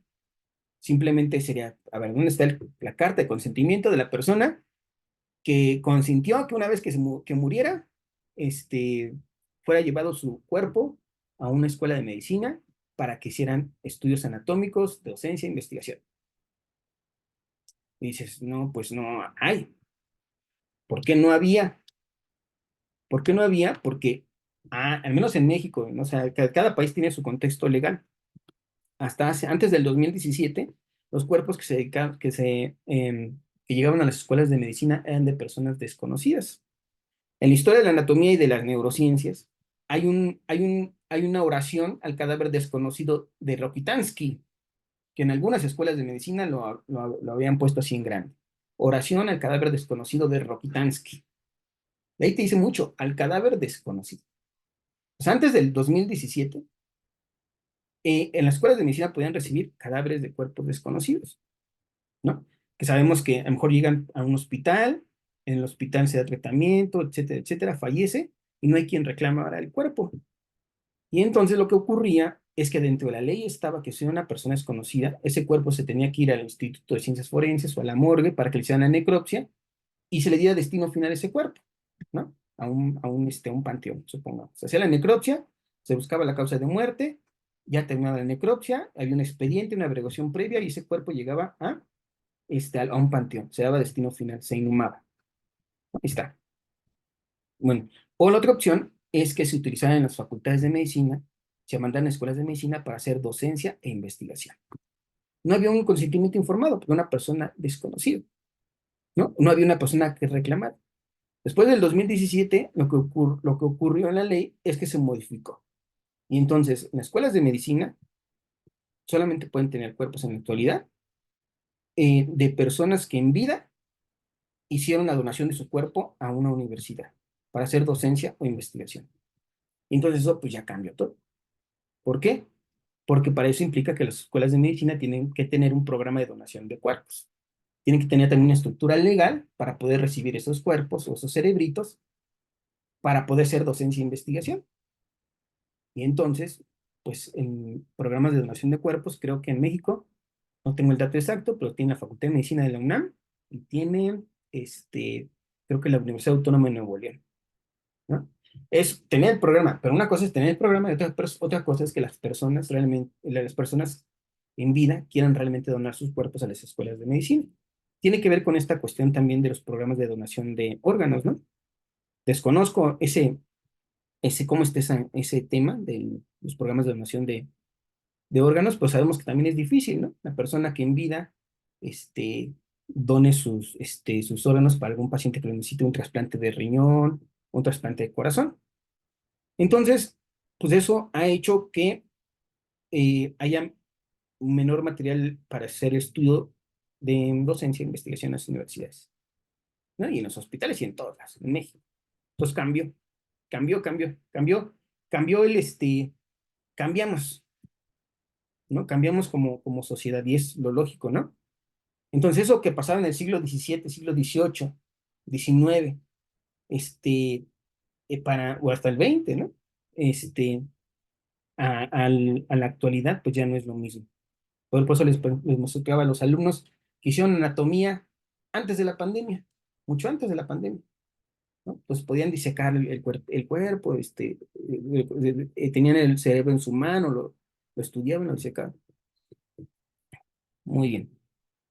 Entonces eso es lo que ha ocurrido. Entonces todo tiene sus pros y sus contras. Entonces, ¿qué tenemos en la actualidad que no teníamos antes? Pues lo que estamos teniendo ahorita. Entre ustedes y yo, ¿no? Que nos podemos conectar por internet en un sábado en la tardecita para poder compartir el conocimiento, ¿no? Que también, cuando uno entró a estudiar, bueno, cuando yo entré a estudiar medicina en el 2001, pues era algo impensable. Que te ibas a poder conectar desde tu casa, al lado con tu taza de té o tu taza de café, en la comodidad de tu casa para poder ver una sesión de algún profesor. En mis épocas, no, o sea, ni lo pensaba, ni nos pasó por la mente que algún día podía ocurrir, ¿no? Muy bien. Bueno, a lo mejor brevemente nada más comentarles de algunos, doctores que han sido importantes en la neuroanatomía y en las neurociencias en México en el siglo XX. ¿Cuál es el doctor Hernández Peón? El libro del cerebro despierto fue traducido por el doctor Hernández Peón, en México. Fue un neurofisiólogo importante en el siglo XX. Lo pongo aquí a mano por la cuestión del libro del cerebro despierto. El doctor Navasegura, que fue maestro de muchos de nuestros maestros, fue un neurólogo del Hospital General de México que publicó este libro. Se llama Neuroanatomía Funcional, Síndromes Neurológicos. Él fue un médico, profesor egresado de la Escuela Nacional de Medicina de la UNAM, neurólogo que formó muchas generaciones en el Hospital General de México y fue maestro de uno de nuestros maestros, ¿no? Que es el doctor Peláez.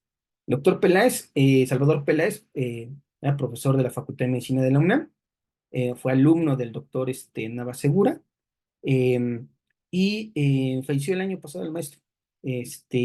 Pero fue nuestro maestro. Podíamos entrar a sus clases, escuchar la escuela clásica francesa, ¿no? La de los epónimos que en la actualidad ya nadie le gusta y nadie quiere. Bueno, pues entraba uno a escuchar las clases del maestro Peláez y te describía el tallo cerebral, el cuarto ventrículo, etcétera. Maestro, y aprendimos el gusto por la anatomía de la anatomía francesa. Él fue profesor de urgencias del Hospital General de la Villa, era médico de urgencias del Hospital General de la Villa y profesor de anatomía de los residentes de ortopedia, de cirugía, de ahí del Hospital de la Villa. Entonces, pues un gran maestro. Eh, y pues el doctor López Antúnez. El doctor López Antúnez es médico egresado de la Facultad de Medicina de la UNAM y fundador de la Cátedra de Anatomía Humana y de Neuroanatomía de la Escuela Superior de Medicina del Instituto Politécnico Nacional. Pues ahí fundaron prácticamente, no solamente la materia como tal, sino la maestría, ¿no? El posgrado en morfología, donde se formaron muchos morfólogos en el siglo XX, después de los 70s, 80s, 90s, que estaba el posgrado en morfología en la Escuela Superior de Medicina. Pues es uno de los murales que está ahí en el primer piso de la Escuela Superior, eh, con el doctor López Antúnez y otros maestros de la época que yo no conocí. Todos ellos ya no los conocí. La verdad, el maestro López Antúnez murió en el 81, si no mal recuerdo. Y acá nos una visita el doctor Moscol, ¿no? Un profesor de anatomía humana de Perú. Publicó 2 libros, Anatomía Funcional y Sistema Nervioso, que es realmente, yo creo que considero el mejor libro de neuroanatomía que se ha publicado en México en la historia, prácticamente, ¿no? Porque lleva no solamente la parte de neuroanatomía, sino embriología e histología, ¿no? Y la correlación con los estudios de imagen de la época, con las angiografías, las neumoencefalografías, que actualmente ya no se hacen, y otras de anatomía humana.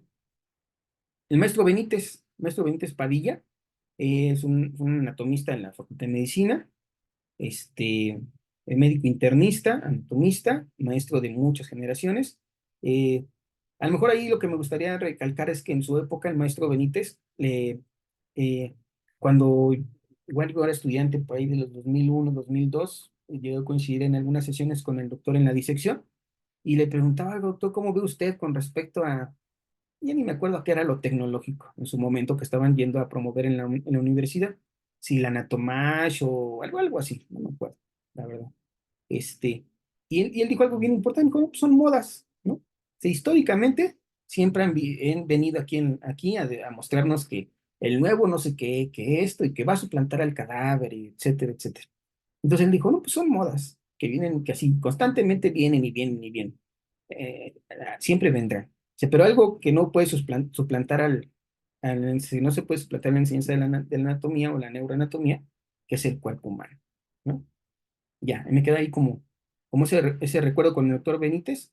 El doctor Martínez Galindo, él hacía plastinación en la Facultad de Medicina, el doctor Reyes Telles, jefe de departamento de la facultad por muchos años, el doctor Felipe Zaragoza, maestro Gómez Yata, neurocirujano, maestro de la neurocirugía en México, él, pues, neurocirujano y después es neuroanatomista ahí del Instituto Nacional de Neurología y Neurocirugía.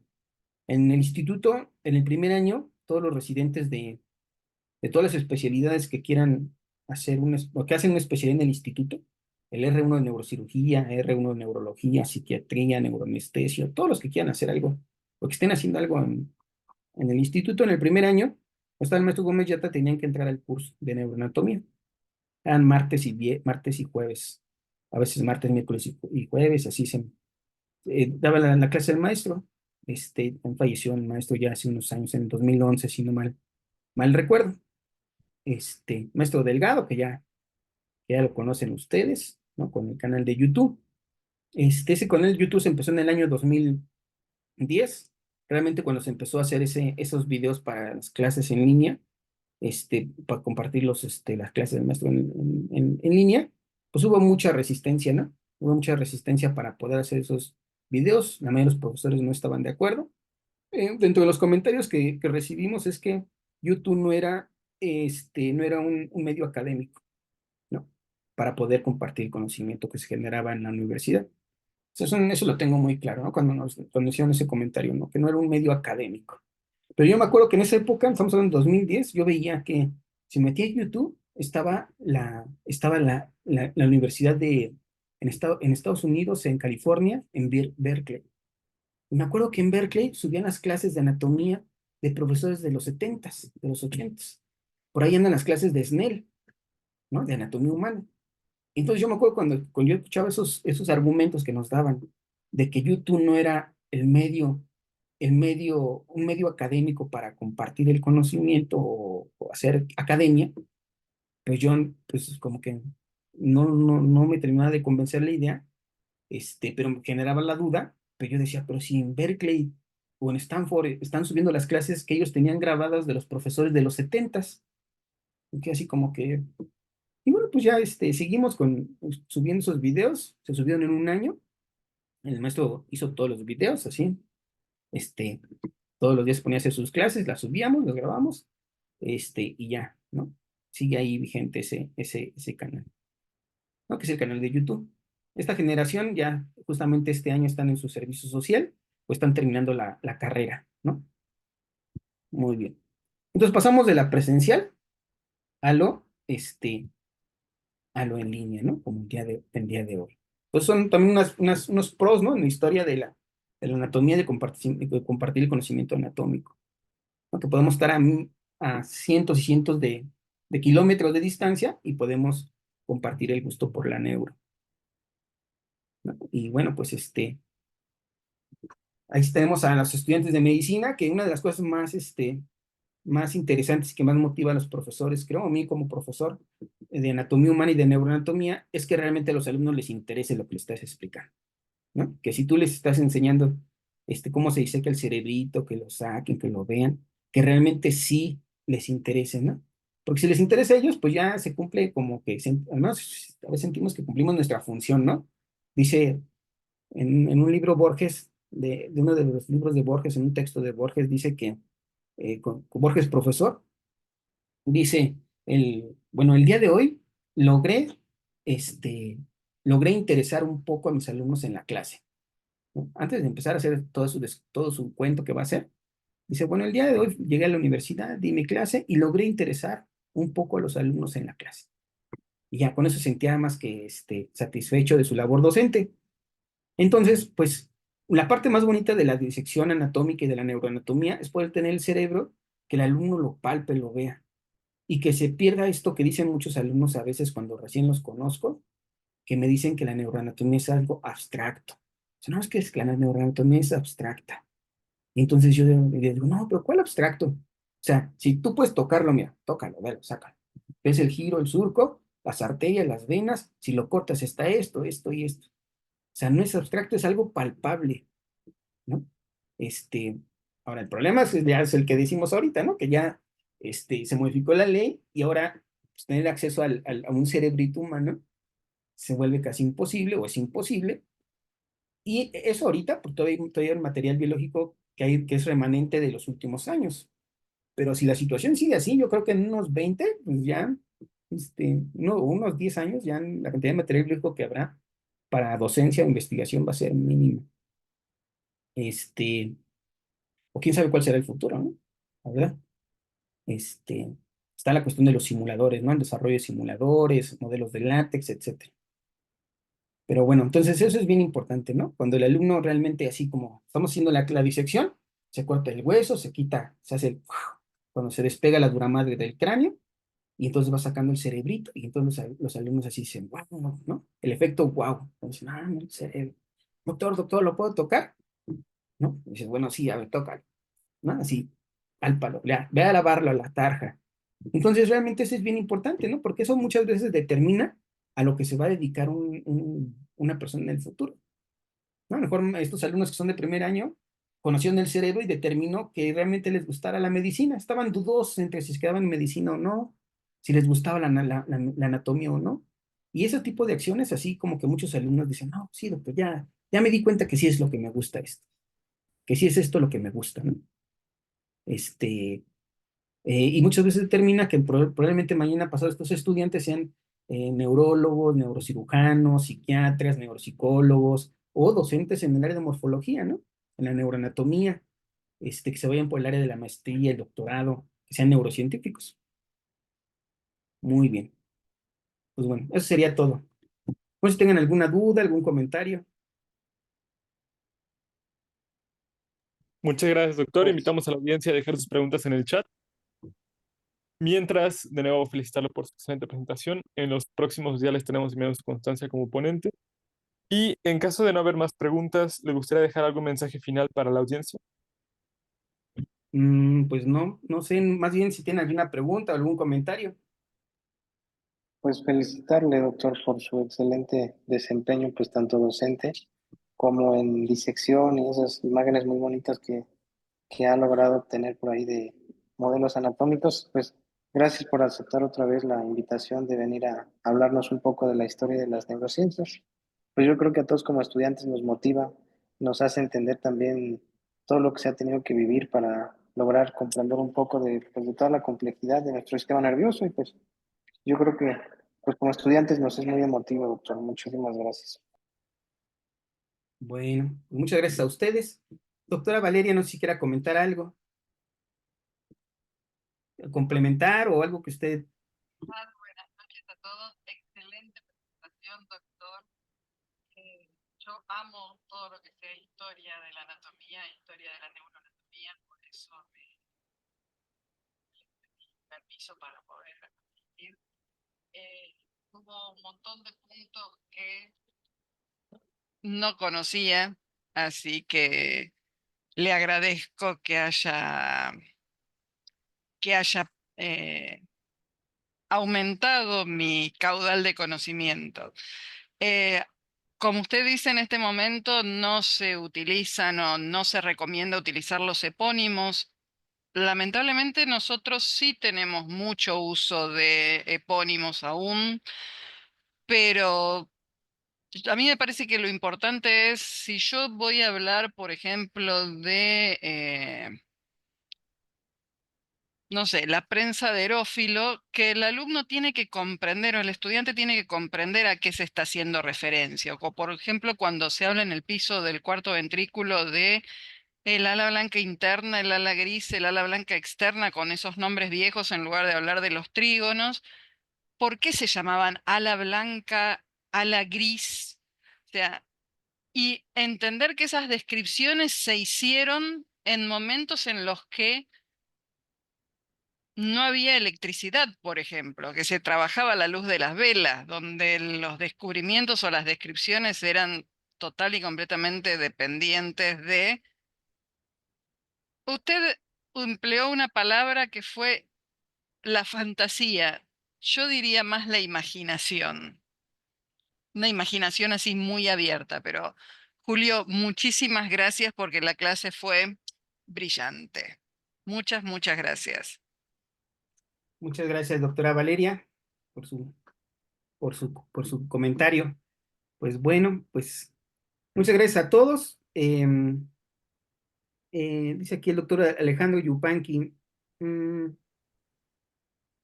opciones de formación en neurociencias. En el posgrado, lo que pasa es que ya es muy amplio, como neurociencias es como hemos mencionado, en la parte, simplemente en la parte clínica quirúrgica, Ya el neurocirujano tiene que hacer vascular, epilepsia, tumores, se va especializando, especializando. Entonces, en neurociencias, pues puede ser muy amplio. En neurociencias básicas, pues yo creo que el posgrado en México está el de la maestría en neurobiología, la maestría en neurobiología que tiene la UNAM, y está la maestría en neurociencias del CIMBESTAF, también en México, pero el de CIMBESTAF está más orientado hacia fisiología celular, membrana, canales iónicos, etcétera. Pero son las áreas donde son programas de posgrado serios y de muy alto nivel, ¿no? Y después su maestría en su doctorado en neurociencias, y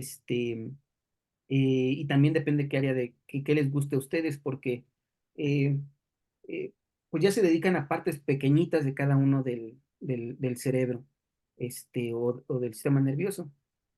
Pues ya depende mucho qué es lo que ustedes quieran. A lo mejor nada más comentarles un comentario que hizo la doctora Herminia Pasantes, que es profesora emérita de la UNAM y investigadora emérita. Ella dice que un asunto con respecto a los investigadores es que tú te dedicas a una parte, ¿no? Una parte mínima del sistema nervioso, y que tu contribución va a ser mínima de una red global de conocimiento en las neurociencias, ¿no? Entonces, ese es un comentario interesante que hizo la doctora alguna vez. Este, pero sí son los programas como los programas serios que hay en México con respecto a neurociencias. Las maestrías y los doctorados de la UNAM y los del CIMBESTAF. Ujú. Perdón, ¿puedo hacer otro comentario? Sí. Cuando yo era estudiante allá lejos y la Tierra todavía estaba caliente porque el meteorito acababa de pasar por ahí, una de las cosas que a mí siempre me llamó la atención era cómo cuando se hablaba de la sustancia blanca encefálica, se referían los neurocirujanos a esa zona como una zona muda y aspiralo que ahí no hay nada. Y yo puedo decir con conocimiento de causa, 40 años después, que ahí hay un montón de cosas, o sea, un montón de conexiones que obviamente se hacen ahora mucho más presentes y mucho más tangibles a través del proyecto Conectoma, y que se conoce absolutamente todo lo que se fue sacando de esas zonas mudas, o sea, saca, borralo, aspiralo, que acá no hay nada, quédate tranquilo, mientras no sea gris, no pasa nada. Y es un horror mirar eso, pensar eso para atrás y ver todo lo que se aprendió en 40 años, que para los estudiantes actuales 40 años es un montón y para mí mirando para atrás 40 años es ayer, o sea, no es nada, solo eso. Muchas gracias, doctora. Sí, exactamente, ¿no? ¿Cómo ha cambiado la, la forma de entender el sistema nervioso, ¿no? Eso de que antes se pensaban que había unas zonas elocuentes y no elocuentes del cerebro, pues actualmente es algo obsoleto, ¿no? Dicen, todo el cerebro es elocuente y todo el cerebro tiene que ver con una función y todas las funciones son importantes, ¿no? O sea, antes se buscaba conservar el movimiento, la visión o el lenguaje y se le daba menos prioridad a conservar la atención, ¿no? Que el paciente tenga atención. Y también esta cuestión de preservar la función, ¿no? O sea, pues sí ha cambiado y probablemente va a cambiar más y nos va a tocar verlo, ¿no? Eso va a ser bonito. Bueno, pues muchas gracias. Pues nos estamos viendo, que tengan una excelente tarde. Estamos viendo, doctora. Feliz tarde. Gracias, doctor. Gracias, doctor. Luego, Esperamos Muchas que nos pueda acompañar felicidades, después. luego. hasta luego.